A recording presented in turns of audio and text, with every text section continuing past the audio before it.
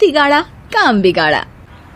अरे दीदी जेठानी जी, अभी मैंने पूरी फर्श धोई और आप फिर से धूल नीचे गिरा रही हैं। और मछली जेठानी जी, आप बिना झाड़ू की धूल यहाँ छटक रही हैं। अरे तीनों को साफ करना है, एक साथ सफाई करते हैं ना। अरे वही तो, हम साथ साथ हैं, घर साफ साफ है। तीनों बहू ऐसे ही काम में उलझ जाती है और 2 घंटे तक एक ही कमरे की सफाई करती रहती है।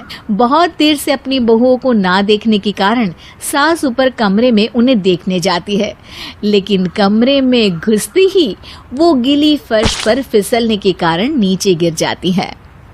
ओरी मोरी मैया, हड्डी मरोड़ के रख दी, आए मेरी तो कमर ही टूट गई रे।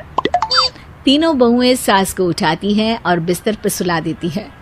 अरे मेरे हाथ पैर दर्द कर रहे हैं, दबा दो आराम मिलेगा।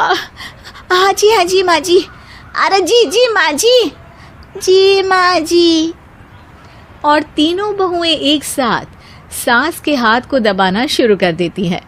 माँ की तो चीख ही निकल जाती है और नतीजा ये होता है कि सास के बचे हुए शरीर में भी दर्द उठ जाता है। हाय राम, ये क्या कर दिया तुम तीनों ने। अरे मेरी तो किस्मत ही फूटी है कि तुम जैसी बहुएं मुझे मिली। हे भगवान, पूरे शरीर में दर्द बढ़ गया है, अब तो पता नहीं कि चल भी पाऊंगी या नहीं। माफ करो, मुझे गलती हो गई मुझसे कि तुम तीनों को एक साथ काम करने के लिए बोला।